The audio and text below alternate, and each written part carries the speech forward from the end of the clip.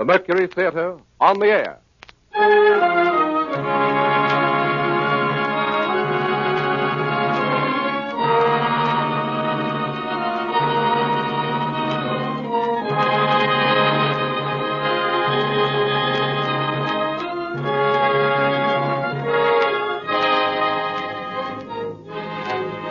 The Columbia Broadcasting System takes pleasure in bringing you the 12th in its series of weekly broadcasts featuring Orson Welles and the Mercury Theater on the air. Tonight, Broadway's and radio's most celebrated theatrical producing company brings to life the best-loved character in detective fiction, the Immortal Sherlock Holmes. The play is Orson Welles' own adaptation for radio of William Gillette's enduring melodrama based on the famous stories by Sir Arthur Conan Doyle. Before the performance begins, here is the director of the Mercury Theater, the star and producer of these unique broadcasts, Orson Welles. Good evening. Well, tonight it's back to Baker Street. Back to that unlikely London of the 19th century where high adventure awaits all who would seek it, in a hansom cab or under a gas lamp in an Inverness cape. For tonight we pay tribute to the most wonderful member of that most wonderful world, a gentleman who never lived and who will never die. There are only a few of them, these permanent profiles, everlasting silhouettes on the edge of the world. There is first the little hunchback with a slapstick whose hooked nose is shaped like his cap. There is now and always will be the penguin-footed hobo in the derby and the baggy pants, and the small boy with a wooden head, and the long, rusty knight on horseback, and the fat knight who could only procure a charge on foot. There is also the tall gentleman with the hawk's face, and the underslung pipe, and the fore and aft cap. We'd know them anywhere and call them easily by name. Punch and the Charlies, Chaplin and McCarthy, Quixote, Sir John, and Sherlock Holmes. Now, irrelevant as this may seem, we of the Mercury Theater are very much occupied these days with rehearsals for a revival of a fine old American farce. A lot of you will remember, if only for its lovely title, which is Too Much Johnson. Its author was William Gillette, which reminded us, as it reminds you, of Sherlock Holmes. As everybody knows, that celebrated American inventor of underacting lent his considerable gifts as a playwright to the indestructible legend of the Conan Doyle detective, and produced the play which is as much a part of the Holmes literature as any of Sir Arthur's own romances, and, as nobody will ever forget, he gave his face to him. For William Gillette was the aquiline and actual embodiment of Holmes himself. It is too little to say that William Gillette resembled Sherlock Holmes. Sherlock Holmes looks exactly like William Gillette. Sounds like him, too, we're afraid, and hope devoutly that the Mercury Theater and the radio will take none of the glamour from the beloved fable of Baker Street, from the pipe and the violin and the hideous purple dressing gown, from the needle and the cigar on the window ledge, and the dry, final, famous lines.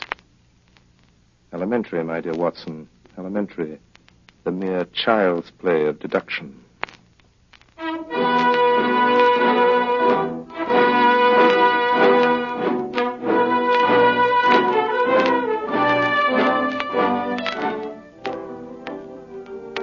My name is Watson. I am a doctor. It was in the year 1880 that Holmes and I were introduced by a mutual acquaintance. At the time, we were both looking for a lodging that would suit our moderate means. This we found on the second floor of a house at 221B Baker Street. And it was during the years that we occupied these chambers together that Holmes established his unique international reputation as a consulting detective. During that time, I was privileged to be his daily companion, and I have done my modest share in giving to the world an account of some of his most famous cases. Most famous of these are the ones of which I have written under the names of The Speckled Band, Sign of Thor, Hound of the Baskervilles, and A Study in Scarlet. They represent, however, only a minute fraction of the 643 cases Holmes successfully solved during the years that we shared the lodgings in Baker Street. Other cases I hope one day to give to the world include the Tarleton murders, the sudden death of Cardinal Tosca, the adventure of Ricoletti, of the clubfoot and his abominable wife, the case of Mrs. Farintosh, the circus belle, and the case of the royal family of Scandinavia. Each illustrate in their own way the remarkable genius of my friend Sherlock Holmes. Since my marriage 3 years ago, Holmes has continued to occupy the Baker Street lodgings by himself.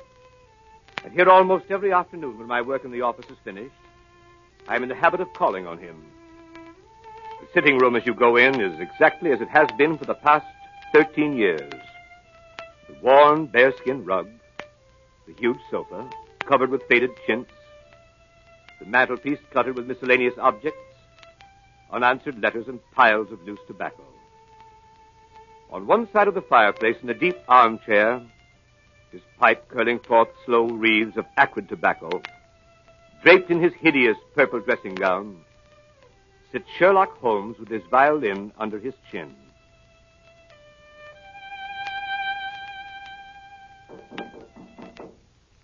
Come in. Oh, Watson, my dear fellow. How are you, Holmes? I'm delighted to see you. Perfectly delighted. Upon my word, I am, but I'm sorry to observe that your wife has left you. She has gone on a little visit. But how did you know? How did I? Well, I like that. How do I know anything? How do I know you've been getting yourself very wet lately, that you're an extremely careless servant girl, that you've moved your dressing table to the other side of the room? Holmes, if you had lived a few centuries ago, they'd have burned you alive. Such a conflagration would have saved me a great deal of trouble and expense. Tell me now, how did you know all that? Too simple to talk about. Scratches and clumsy cuts, my dear fellow, on the inner side of your shoe there, just where the firelight strikes it. Scratches, cuts. Somebody scraped away crusted mud and did it badly. Scraped the shoe along with it. There's your wet foot, my dear Watson, and your careless servant girl all on one shoe. Face badly shaved on the right side, always used to be on the left. Light must come from the other side. Couldn't very well move your window. Must move the dressing table. Of course. But how the deuce did you know my wife was away? Well, what the deuce is your second waistcoat button, Watson? And what the deuce is yesterday's buttonniere doing in today's lapel? And why the deuce do you wear the expression of a... Oh, marvelous. Elementary, my dear fellow, elementary. The child's play of deduction.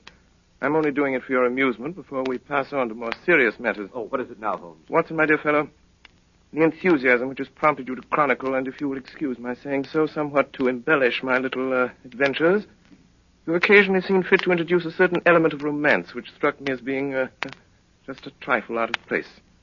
Something like working an elopement into the fifth proposition of Euclid. I merely refer to this in case you should see fit at some future time to chronicle the case on which I am about to embark. The strange case of Professor Robert Moriarty. Moriarty? I don't remember ever having heard of the fellow. No, Watson, you haven't. It is precisely this quality of invisibility that makes of Professor Moriarty the Napoleon of crime. Sitting motionless like an ugly, venomous spider in the center of his web. But that web having 1,000 radiations and the spider knowing every quiver of every one of them. And within 48 hours, I'll have the lines drawn so tightly around him that he can't move. I'll arrest him and his entire gang. Why, Holmes, this is a very dangerous My thing. dear fellow, it's perfectly delightful. My whole life is spent in a series of frantic endeavors to escape from the dreary commonplaces of existence. For a brief period, I escape. You should congratulate me. The day before yesterday, I received in this room the visit of a certain foreign nobleman who has recently inherited a very considerable title and who is about to be married. Seems that this titled gentleman was so indiscreet as to fall in love with a young English lady by the name of Faulkner, socially his inferior, and to make her a promise of marriage. Later, at his family's insistence, the thing was broken off, and the young lady died shortly after of a broken heart, leaving behind a sister. Also, considerable evidence in the form of letters, photographs, and jewelry with inscriptions. These the sister kept. These, together with the sister, are now being held in a house in St. John's Wood by a pair of blackmailers who go by the name of Chetwood. So far as you see, my dear Watson, a fairly ordinary case of blackmail, hardly worth my attention. Last night, on my inspection, a certain element revealed itself which renders the case far more important than I had expected. And that element was... Professor Moriarty. Come in. Beg pardon, Mr. Holmes. Yes, Billy, what is it? Gentleman to see you by the name of Foreman. Show him in, Billy. Show him in. Yes, Mr. Holmes. Come in, Mr. Foreman. Good evening, Foreman. Good evening, Mr. Holmes.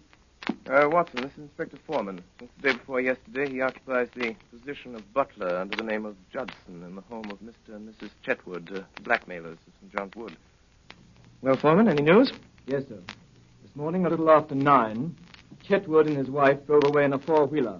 They returned about 11. Bassett was with them. You know him, sir? Yes. When I last had the occasion to meet Mr. Bassick, he got 2 years for safecracking. You go on, Foreman. Well, they took this man Bassick into the library. I got a look at him from the outside. And there he was opening up the safe where they'd been keeping the letters. Go on. In the end, when they got the safe open, it was empty. The letters were gone. It seems like the Faulkner girl got them back somehow. That got them pretty excited. Bassick went out to send a telegram. Have you got a copy of it? Yes. Here it is, sir. It's in code. Moriarty. I thought so, Watson. This case is taking a most promising turn. Foreman, you return at once to the house at St. John's Wood. In 10 minutes, I shall be there myself. If I remember correctly, the kitchen is immediately below the drawing room. Yes. When I knock over a chair in the drawing room, you'll overturn a lamp in the kitchen, scatter smoke balls, and give an alarm of fire. All other instructions remain unchanged. Very good, sir. Hurry, Foreman. Yes, Mr. Holmes. Well, my dear Watson, begins to look like a most interesting evening.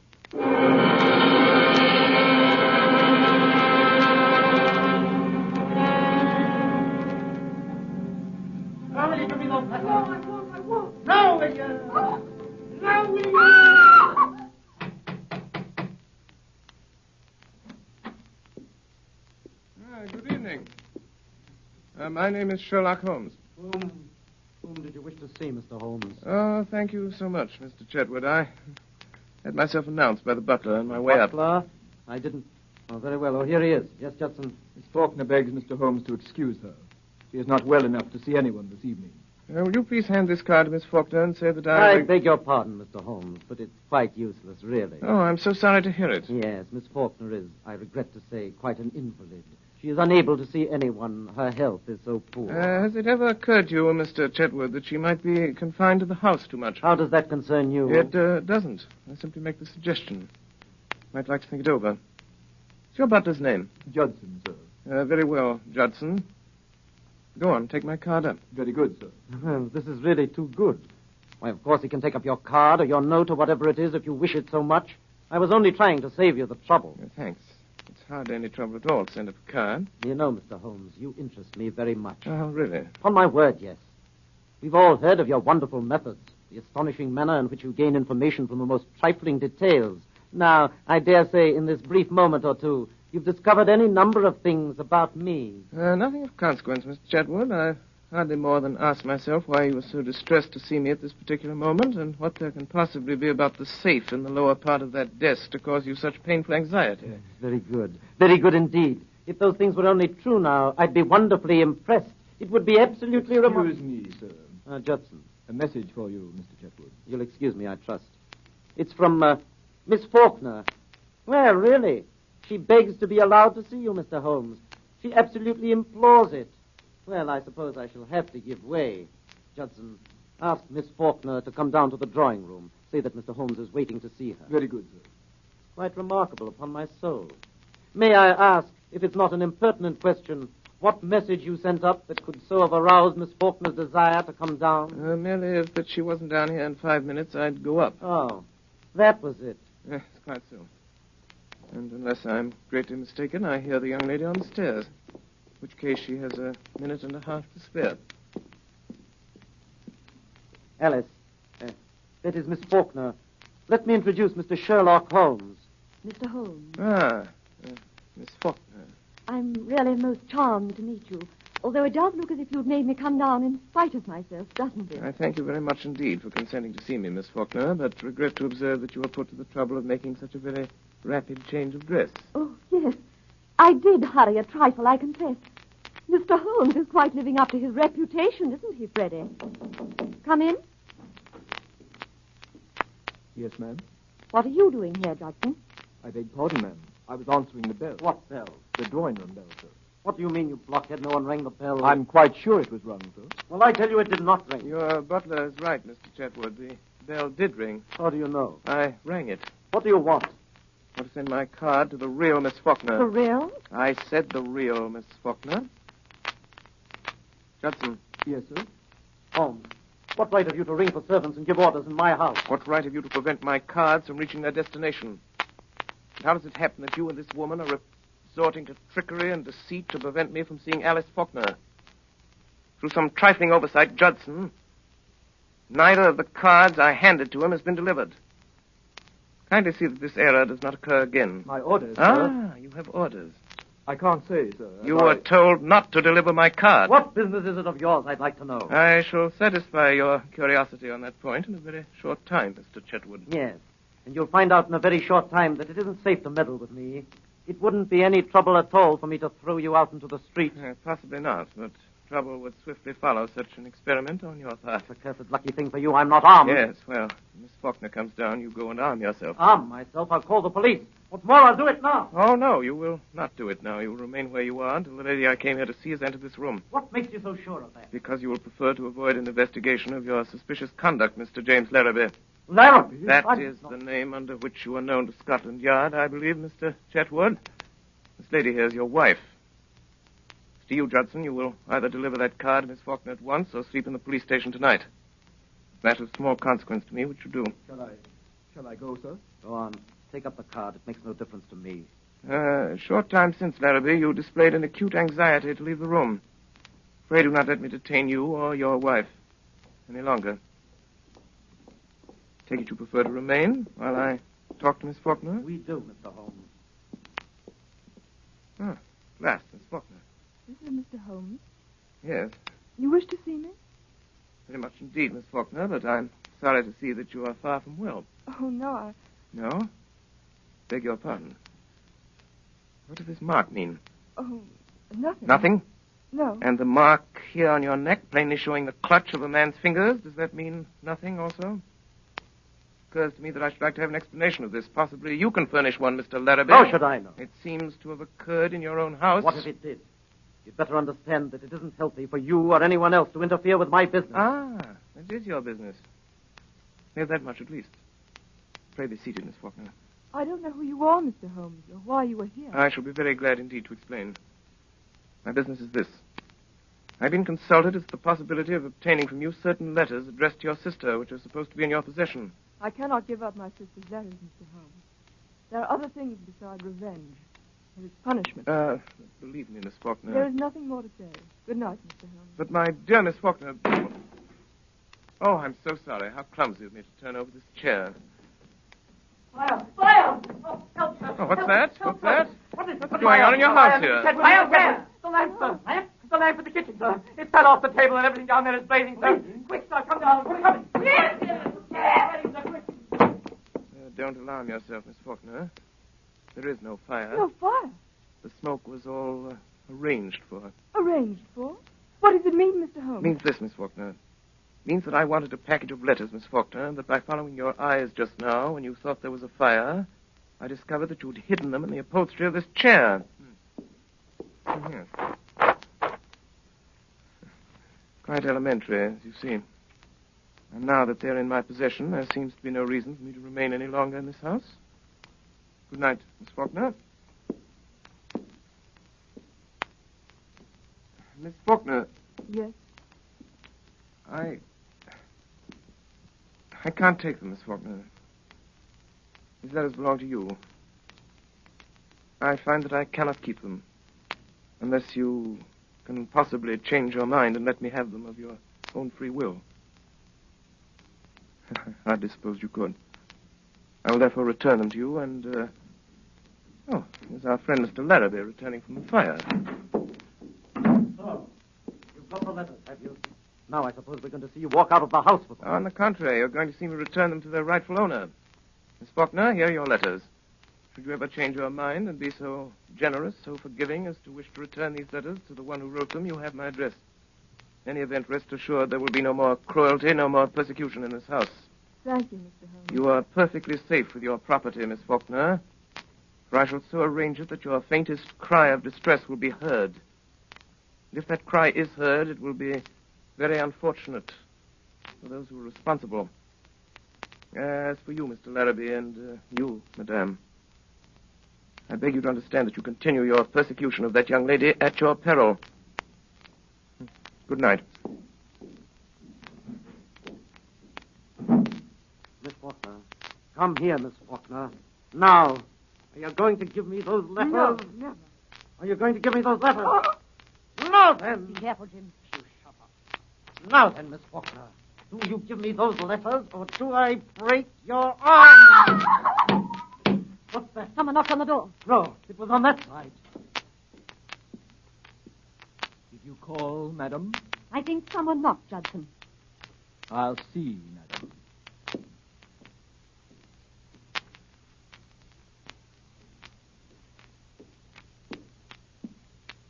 I beg pardon, madam, but there's no one at the door. Very well, you may go. He's got us watched.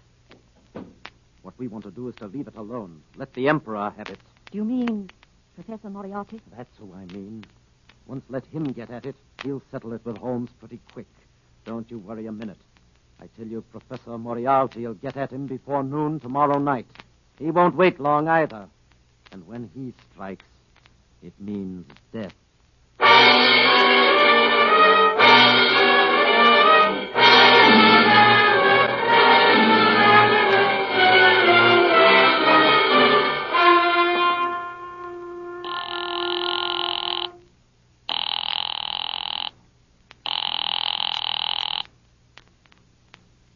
Number? 82. V71. Correct. Moriarty speaking. Come in, Bessie. Your report. Come in, Manning. Everything was a trap, set and baited by an expert. And Manning? Manning has disappeared. Disappeared. Sherlock Holmes again. And now this Larrabee job. He's in on that, too. And that's where he's made his mistake. Mr. Holmes is playing rather a dangerous game, Bassett. Inspector Wilson tried it 7 years ago. Wilson is dead. 2 years later, Henderson took it up. You haven't heard anything of Henderson lately, eh? Not a thing, sir. You'll see about that. This Holmes is rather a talented man. He doesn't realize there isn't a street in London that'll be safe for him if I whisper his name to Cragen. I might even make him a little call myself, just for the satisfaction of it. Just for the satisfaction of it. Baker Street, isn't it, his place? Baker Street, eh? Baker Street, sir. We could make it safe. We could make it absolutely safe for 3 streets in every direction. Yes, sir, but We could. We've done it over and over again elsewhere. Police deployed, men in every doorway. Do this tonight in Baker Street. At 9 o'clock, call his attendants out on one pretext or another and keep them out. You understand? I'll see this Sherlock Holmes myself. I'll give him a chance for his life. That's it. Yes, sir. Notify the Lascar that I may require the gas chamber at Stepney tomorrow night. And have Craig in there at 10:15 with his crew. Tell Larrabee I shall want him to write a letter to Mr. Sherlock Holmes, which I shall dictate. Meet me here at 7. And Bassett, place your men at 9 tonight for Sherlock Holmes' house in Baker Street. You still go there yourself, sir? I will still go there myself. At this meeting tomorrow night, sir, to get him in the gas chamber. If I fail to kill him in Baker Street, you'll have him in Swan Lane. Either way, I have him, Bassett. 2 strings to our bow. 2 strings, eh, Bassett? Yes,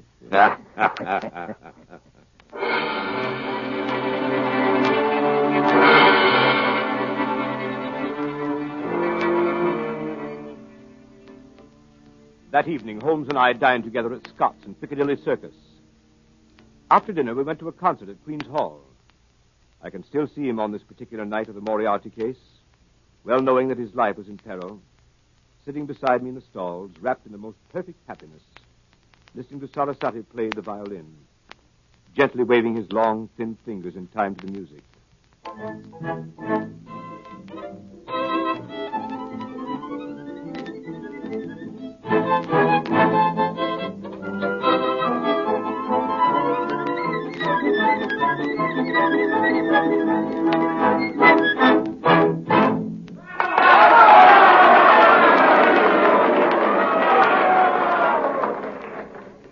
When it was over, he rose, put on his long coat, and started with long steps in the direction of the street.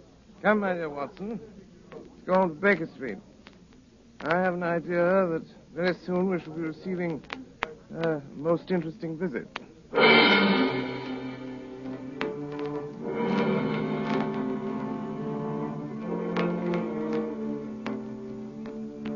front of the Queen's Hall, we hailed a hansom, and as we came down Baker Street, we could see that the light was burning on the second floor of 221B. We went up the dark, narrow stairs.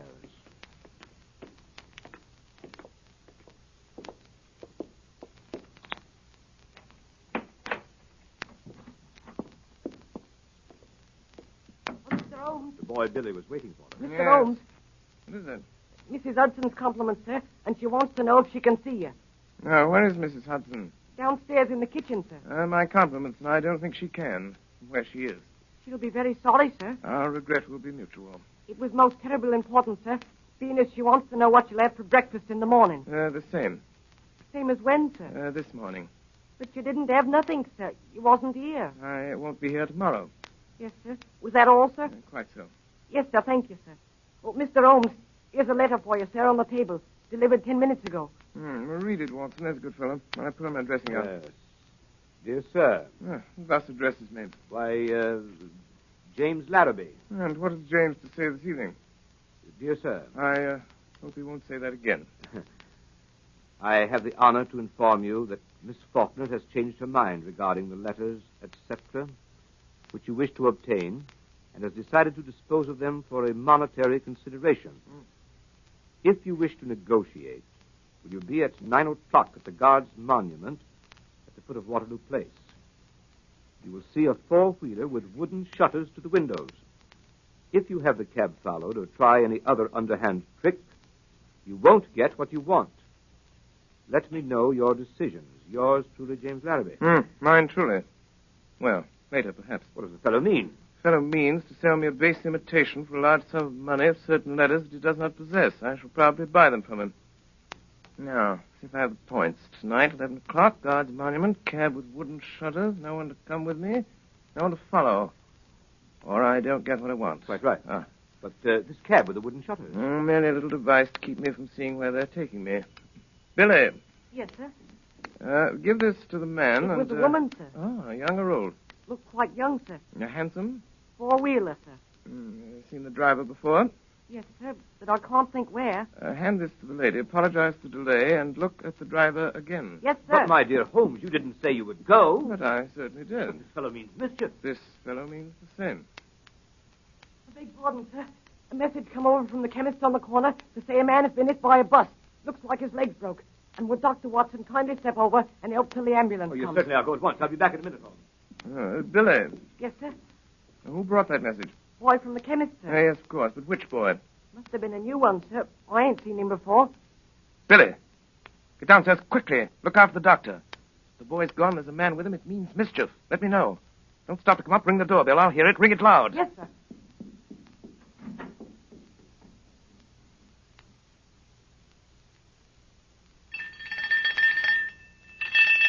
Look out, sir. Look out. Look out.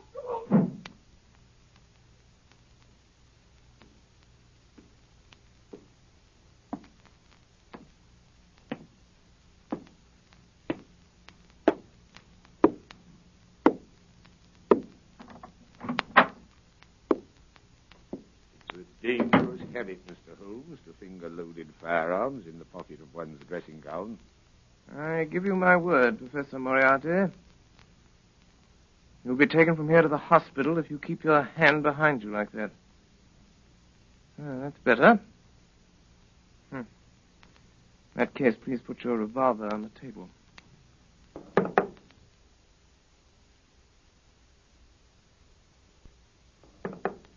You evidently don't know me. I think it's quite evident that I do. Pray have a chair, Professor. I can spare you 5 minutes. If you have anything to say. Careful. What are you about to do, Professor Moriarty? Look at my watch. I'll tell you when your 5 minutes is up. It is your intention to pursue this case against me? That is my intention. To the very end. I regret this. Not so much on my own account, but on yours. I share your regret, Professor, but solely because of the rather uncomfortable position it will cause you to occupy. May I inquire to what position you are pleased to allude, Mr. Holmes? I refer to the position you will occupy at the end of a rope, Professor Moriarty. Have you the faintest idea that you'll be permitted to live to see that day? As to that, I do not particularly care, so that I bring you to see it. You'll never bring me to see it. Do you think that I would be here if I hadn't made the streets quite safe in every respect? I could never so grossly overestimate your courage as that, Professor Moriarty. You imagine that your friend the doctor and your boy Billy will soon return? What? So, it leaves us quite alone, doesn't it, sir? Quite alone. So that we can talk the matter over quietly, Mr. Holmes, and not be disturbed. In the first place, I wish to call your attention to a few memoranda which I've jotted down, and which you will find... there they are. Look out! Don't do that. Hands down, quickly! You're farther away from that memorandum book you're talking about. I was merely about to take out a small notebook. Well, merely don't do it. I don't want it. I've got one of my own. If you want it, we'll have someone get it for you. I always like to save my guests unnecessary trouble. I observe that your boy doesn't answer the bell. No, but I have an idea that he will before long. It may possibly be longer than you think, Mr. Holmes. What? That boy? Yes, that boy. At least we'll try the bell once more, Professor. Doesn't it occur to you that he may possibly have been detained, Mr. Holmes? It does, Professor.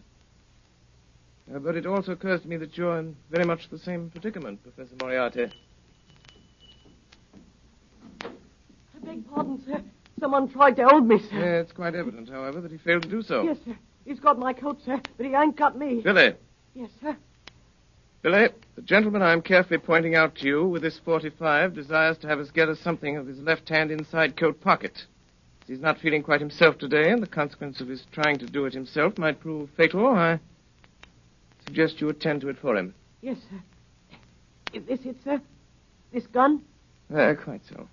So I'll put it on the table. Not there, Billy. On this table. I can reach it. More like it. That's all, Billy. Shall I see if he's got another, sir? Why, Billy, you surprise me. Perhaps the gentleman's taken the trouble to inform us that he hasn't. When, sir? When he made a snatch for this one. And now, Professor, now that we have your little memorandum book, do you think of anything else you'd like before Billy goes? Any little thing you've got that you don't want?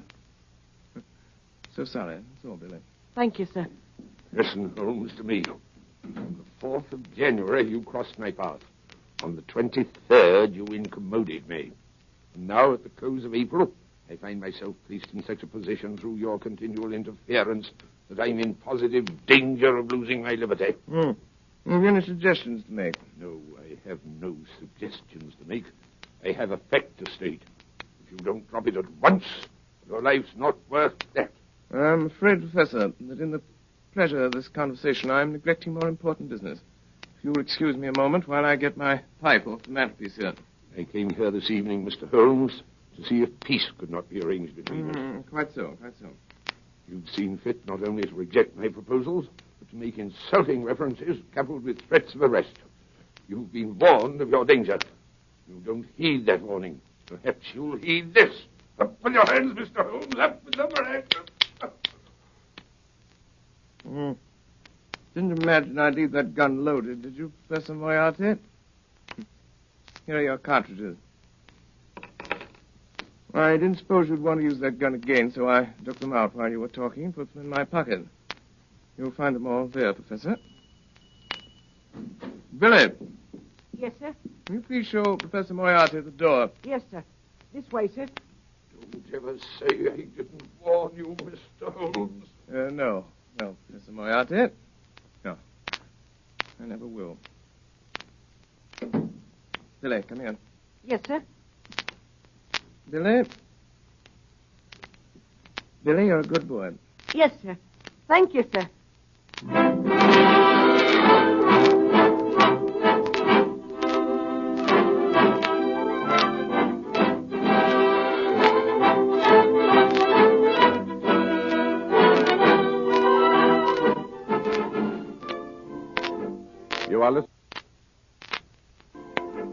You are listening to the Columbia Broadcasting System's presentation of Orson Welles and the Mercury Theater on the Air in Sherlock Holmes, with Orson Welles in the title role and Ray Collins as Dr. Watson. We pause a moment for station identification. This is the Columbia Broadcasting System.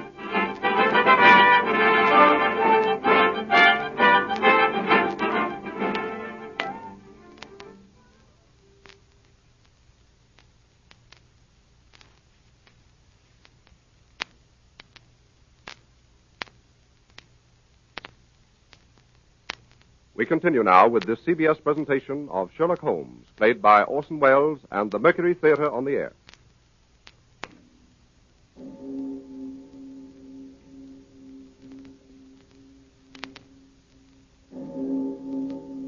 It was exactly 9 o'clock when Sherlock Holmes left the house in Baker Street. He had given the strictest instructions that no one was to follow him. If there had been no word from him by noon of the following day, we must notify Scotland Yard. I went to the window and looked after him as he went down Baker Street. A tall, thin figure in a gray ulster, walking with long, smooth steps in the direction of Langham Place. There he entered a cab.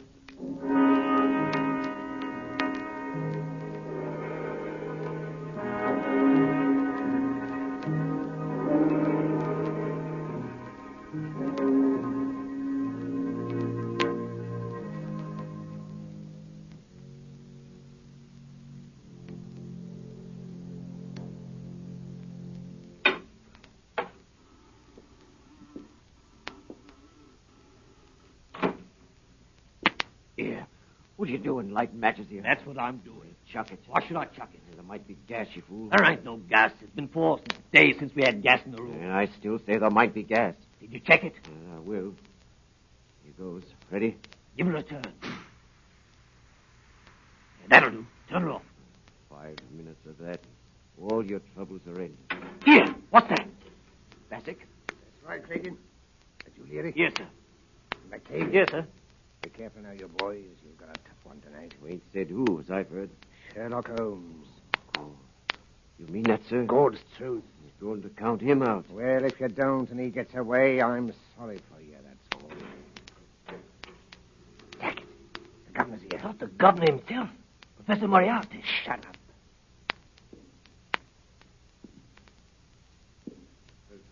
Yes, sir. Got your full crew? All here, sir. No mistakes tonight, Cragen. I'll be careful of that, sir. This is Larrabee. Hello. He's in on this job. Hello, Larrabee. What's that door, Bassick? A small cupboard, sir. No outlet? None whatever, sir. That window? Nailed down, sir. Man might break the glass. If he did, he'd come up against the heavy iron bars outside. Huh. We'll have him tied down before he can break any glass, sir. You've used it before, eh? Of course, you know it's airtight. Every crevice is sealed, sir. When the men have turned the gas on him, they leave by this door. Yes, sir. Be made right secure. Heavy bolts on the outside, sir. Solid oak bars overall. Let me see how quick you can operate them. They tie a man down, sir. There's no need to hurry. Let me see how quick you can operate them. Leary. Yes, sir. That's good. Open it up. Now, Cragen, and the rest of you, one thing remember. Whatever happens, no shooting tonight. Not a single shot. Will be heard in the alley below. First thing is to get his revolver away before he has a chance to use it. 2 of you attract his attention in front. The other come up on him from behind and snatch it out of his pocket. Then you have him. Arrange that, Cragen. I'll attend to it, sir. Mr. Larrabee, you understand? We wait for you. I understand, sir. They give you this opportunity to sell him the packet of letters you forged and get what you can for your trouble. A few £100 doesn't interest me, Mr. Larrabee. What I am after is Holmes. I understand, sir. When you've finished and got your money, you whistle, and these gentlemen come in. Let's hear it. You hear that, Cragen? That's right. And Cragen, at the proper moment, present my compliments to Mr. Sherlock Holmes and say that I wish him a pleasant journey to the other side. Come on, Bassick. Good night, gentlemen. Good night. Good night. Good night. Good night, sir. All right, boys. Clear. When you hear the whistle, in you come. Right you are, sir. Larry, Yes, sir. you get down on the corner below. Let me know when he comes. I will let you know. Well, when you see him driving up, come down the alley and whistle 3 times. Very good, sir. Here. What's this? How did you get it? What are you doing there in the past? Hey! What is it, Larry? A woman here in the past. Bring her in. Come on, you. Come on. Oh, it's you, Miss Faulkner. It's true, then. How did you get to this place? I followed you in a cab. What have you been doing since I came up here? Informing the police, perhaps? No. I was afraid he'd come, so I waited. To warn him, I suppose. No. To warn him, yes. You're going to swindle and deceive him, sell him a packet of false letters. I know that. What else are you going to do to him? Wouldn't you like to know? Where are those men who came up here? What men? Three terrible-looking men. I saw them go in at the street door. You don't mean these men, do you, Miss Faulkner? No! Tie her up, boys. Here you are. Tie her up. Listen. That's him. There he is now. What? Holmes? That's him. That's the signal. You don't have time to get her out. Shut her in there in the cupboard. Yeah, that'll do. In with her. Into the cupboard. Hey, hurry, go up to this here cupboard door. Drive something in there. Here, this knife. This'll do it. That'll hold up. Now, quick, quick!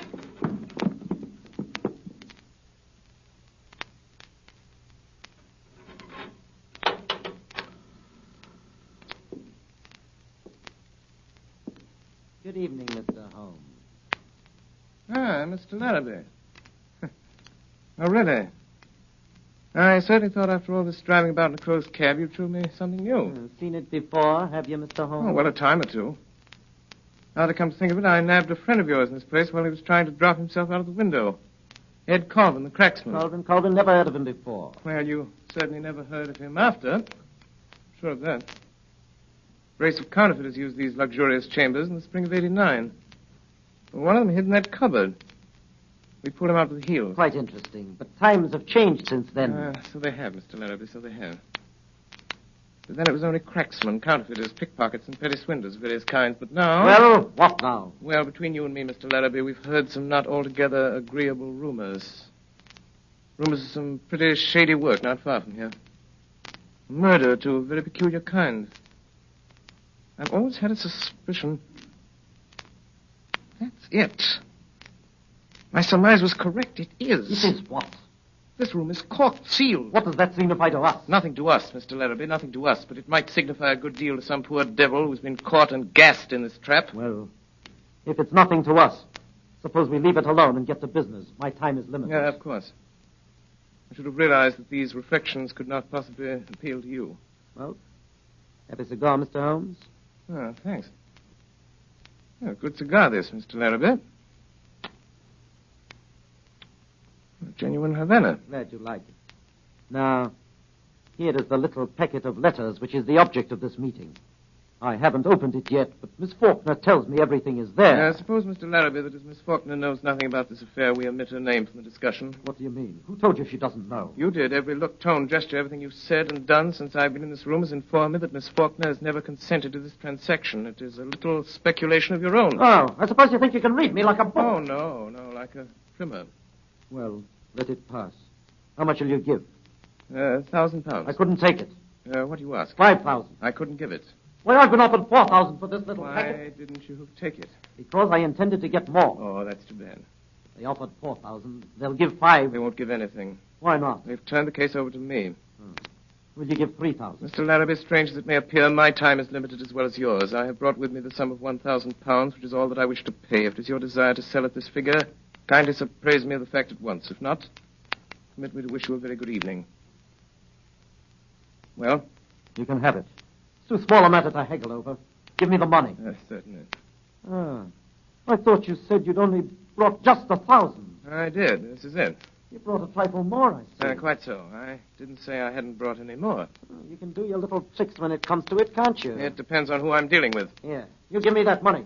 Come on, quick. Hand it over. Let go of her. Now, I've got you where I want you, James Larrabee. You've been so cunning and so cautious and so wise, we couldn't find a thing to hold you for, but this little slip will get you in for robbery. You'll have me in for you. What are your views about being able to get away from here yourself? I do not anticipate any particular difficulty. Robbery, eh? Why, even if you got away from here, you haven't got a witness. You haven't got a witness to your name. I'm not so sure of that, Mr. Larrabee. Not so sure of that. You usually fasten this cupboard door with a knife? Come away from that door! Faulkner! Stand back. Contemptible scoundrel. What does this mean? I'll show you what it means. Press it quick. I'm afraid you're badly hurt, Miss Faulkner. Mr. Holmes, look behind you! Jim! What is there, boy? I'll have to ask you gentlemen to wait just 1 moment, please. Here there. What's the idea of sitting down and writing? What are you writing? Writing your will, I suppose. No, only a brief description of 1 or 2 of your gentlemen. The police. I'm ready now. Wait a bit. You better listen to me, Mr. Holmes. We're going to tie you down nice and tight to the top of that table. Why, you surprised me, gentlemen. Thinking you're so sure of anybody in this room. And 3 bars gone out of that window. Bars or no bars, you're not going to get out of here as easy as you expect. There are so many ways, Mr. Larrabee, that I hardly know which one to choose. Well, you better choose quick, I can tell you that. I'll choose at once, Mr. Cregan. And my choice falls on this chair. My God! The light! You get away in the dark! Look out! There he goes! Look at his cigar! Strike him by the cigar! Look at the cigar! Look out! He's going to the window! He's up on the ledge! He's climbed out! Look at his cigar! Get him quick! After him! There he goes! He's out! By the window! No, gentlemen, no, not by the window. I'm leaving by the door. By the way, I left my cigar for you on the windowsill. Good evening, gentlemen.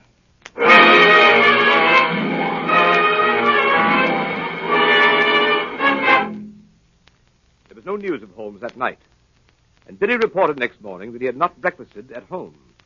I had a busy morning at my office in Harley Street. It was after 11 before the last of my appointments was over, and still no news of Holmes. Did you ring Dr. Watson? Oh, Parsons, is there anyone waiting? I have to be in Baker Street at noon. There's one person in the waiting room, Doctor, a lady, sir, and she wants to see you most particular. Hey, what about? She didn't say, sir, only she said it was of utmost importance to her if you'll see her, sir. Oh, very well, I'll see her, and call a cab for me at the same time and have it wait. Show the lady in. Yes, sir. This way, ma'am. This way. Ah, Doctor, it's awfully good of you to see me. I'm Mrs. H. DeWitt Seaton. Dear me, I didn't bring my card case. Or if I did, I've lost it. Don't trouble about a card, Mrs. Seaton. They said you were Mr. Holmes's friend. Several people told me that. Several. They advised me to ask you where I could find him today, this morning. And everything depends on it, Doctor. Everything. I'd go to Mr. Holmes at once. But I've been, and he wasn't there. You went to Mr. Holmes' house? Yes, in Baker Street. That's why I came to you. They said he might be here. No, he isn't here. But don't you expect him this morning? No, there's no possibility of Mr. Holmes coming, as far as I know. But couldn't you get him to come? It would be such a great favor to me. I'm almost worn out with going about him with this dreadful anxiety. If you could get word to Mr. Holmes to come... I could not get him to come, madam, and I beg you to excuse me. I'm going out myself on urgent business. I have no idea where Mr. Holmes could be. What's that, Parsons? Sounded like a accident, sir. Probably nothing more than a broken-down hansom. See what it is, Parsons. That's the bell, sir. Somebody's hurt, sir, and they're wanting you. Well, don't allow anybody to come in. I have no more time. Very well, sir. But they're coming in, Doctor. Let the old man come in, Carl. Yes, to bring him in. There ain't nowhere else for him to go. Can't the doctor's office is this, and he can't come in when he's there. The doctors can't see anybody. He's got to come in. We can't leave him out in the street, can we? All right, help him in, Oh, Parsons. Doctor, isn't it frightful? Can I be of some use? None Doctor? whatever, none whatever. But, Doctor, I must see the poor fellow. Oh, my leg, my leg. Right this way, sir. Be careful of the sill, sir. That's it. It's an accident. You can't help a accident. Oh, you can't. That's plain enough. He was on the wrong side of the street, he was. Now, over to this chair. No, I'll sit here. No, this is the chair, sir. Don't you suppose I know where I want to sit down? You'll sit down here. That isn't the doctor. The doctor will have a look at you. Here's the doctor. That isn't the doctor. Yes, it is a doctor. Here, doctor. You just come and have a look at this old bloke, will you? He's hurt himself a little, then. Are you a cabman? Yes, I'm the cabman. Well, I'll have you arrested for this. Arrested? Arrested! You can't arrest me. No, I can't, but somebody else can. Where's my hat? Never mind your hat. I will mind my hat, and I'll hold you responsible. There's your hat in your hand. Go on, sit down. That isn't my hat. Here, you're responsible. I'll have you arrested. Here, come back. I'll go and stick around here. You know, I got to go and attend to my meeting all. Bring your horse in here. I want to speak to him. Conspiracy. I won't stay in this place. If I ever get out of here alive. What are you staring at me for, lady? Parsons, tell that cab to wait for me. I must see if he's badly hurt. Yes, sir. Now, my friend, if you'll sit quiet for one moment, I'll have a look at you. Well, stay still, will you? Well, how can I... Remarkable weather we're having, eh, Doctor? Holmes! What on earth? How about having me remove some of this ridiculous disguise, Watson? Holmes! Is that you? Quite so, my dear fellow, quite so. Holmes! Watson, don't get out that window. Look out, the blind! What do you want me to do? Nothing. Already been done by Mrs. Larrabee here. Look out, Holmes. She can get out that way. I don't think so, Watson. Foreman! I got her, sir. Good work, Foreman. I'll take this lady in charge. Yes, sir. Very good, Foreman. Wait for me outside. Yes, sir. Oh, Watson, my dear fellow, I regret to say that up to the present time, Professor Moriarty himself has not risen to the bait. Where do you think he is? In the open streets, under some clever disguise. Watching for a chance to get at me. And was this woman sent in here? Quite so. A spy. To let them know by some signal.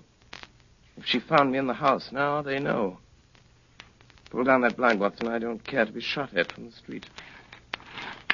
I imagine we shall hear from Professor Moriarty very soon now. Mr. Holmes! Mr. Holmes! What did I tell you? He's come, sir. From where? The house across the street.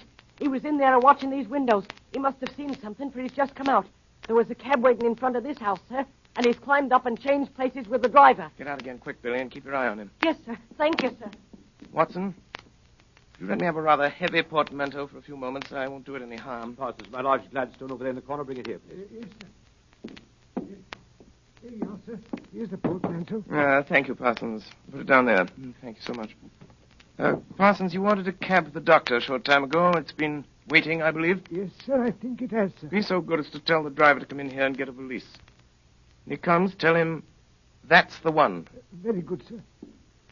My dear Watson, times like these you should tell your man never to take the first cab that comes on call, nor yet the second. The third may be safe. But Holmes, All right, I'm cabby. Yes, yes, cabby. Here, right in this way. This bag. I want taken down, Right, you are, street. Governor. Right. All right. Goodbye, Watson. Bye, Watson, old fellow. Wait a minute, driver. Pretty heavy, I'm afraid. Let me help you. Watson, I'll write to you from Budapest. Yes, but Holmes... Here, driver. Let me tighten up these straps a bit. There we are, that's right. I'll hold it, driver. You pull the strap. A few little things in this bag that I wouldn't like to lose. Right, you will, sir. And it's just as well to make quite sure. Is it not, Professor Moriarty?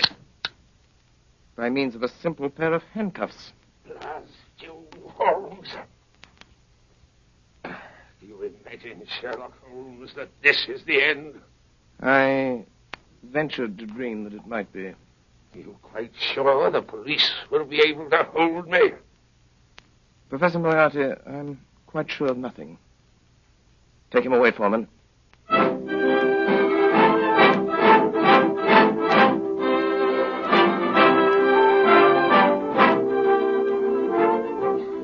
And so, my dear Watson, ends the strange case of Miss Alice Faulkner. Well, what about the letters? Oh, the letters. They were returned to their rightful owner over an hour ago. I suspected from the start that Miss Faulkner was really a nice girl at heart. Ah, dear. What is it, Holmes? I was just reflecting, my dear Watson. With Moriarty out of the way, London, from the point of view of the criminal expert, is likely to become a singularly uninteresting city. One's morning paper, a veritable wilderness of boredom. Mr. Holmes! Mr. Holmes! Yes, Billy? There's a lady, sir. Been waiting for an hour. Says she's got to see you, sir. Case of murder, she says. She's got her face veiled. From which I deduce that she is a lady of over 41 and less than 45, of a strange, dark beauty and considerable social eminence. And that she has lived for some years in the Near East. And that she is now wearing a large blood ruby on the second finger of her left hand. Holmes, how do you know these things? It's amazing. Elementary, my dear Watson. Elementary. The child's play of deduction.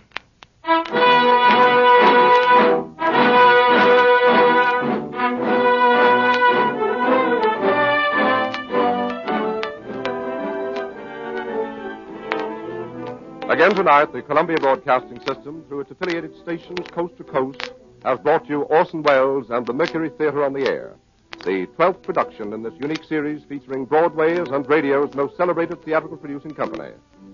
This evening, the play was Orson Welles' own adaptation of William Gillette's Sherlock Holmes. In the cast, Dr. Watson, played by Ray Collins. Alice Faulkner by Mary Taylor. Madge Larrabee by Brenda Forbes. James Larrabee by Edgar Barrier. Inspector Foreman by Morgan Farley. Cragen by Richard Wilson. Brassic by Alfred Shirley. Leary by William Allen. Billy by Arthur Anderson. Professor Moriarty by Eustace Wyatt. And Sherlock Holmes by Orson Welles. The orchestra was conducted by Bernard Herrmann, and the production was supervised for CBS by Davidson Taylor. Your announcer is Frank Gallup.